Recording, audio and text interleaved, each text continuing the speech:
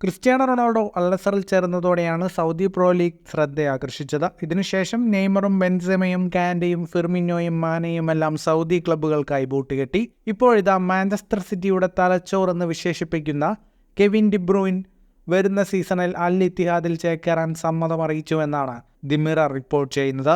സിറ്റിയുമായി 1 വർഷം കരാർ ബാക്കി നിൽക്കെയാണ് ഡിബ്രൂയിൻ അൽ ഇത്തിഹാദിന്റെ വമ്പൻ ഓഫർ സ്വീകരിക്കുന്നത്. 33-കാരനായ ഡിബ്രൂയിൻ ഇത്തിഹാദുമായി വ്യക്തിഗത കരാർ കാര്യങ്ങളിലെല്ലാം ധാരണയിലെത്തിയിട്ടുണ്ട്. വരുന്ന സീസണിലോ അതോ സിറ്റിയിലെ കരാർ പൂർത്തിയാക്കിയ ശേഷമാണോ ഡിബ്രൂയിൻ ഇത്തിഹാദിൽ എത്തുകയെന്ന കാര്യത്തിൽ മാത്രമാണ് അവ്യക്തതയുള്ളത്. യൂറോ കപ്പിനിടെ താൻ സൗദി ക്ലബിലേക്ക് മാറിയേക്കുമെന്ന സൂചന ഡിബ്രൂയിൻ നൽകിയിരുന്നു. 15 വർഷമായി പ്രൊഫഷണൽ ഫുട്ബോൾ കളിക്കുന്ന തനിക്ക് ഇതുവരെ ആകെ കിട്ടിയതിനേക്കാൾ ഉയർന്ന പ്രതിഫലമാണ് അടുത്ത 2 വർഷത്തേക്ക് കിട്ടുക.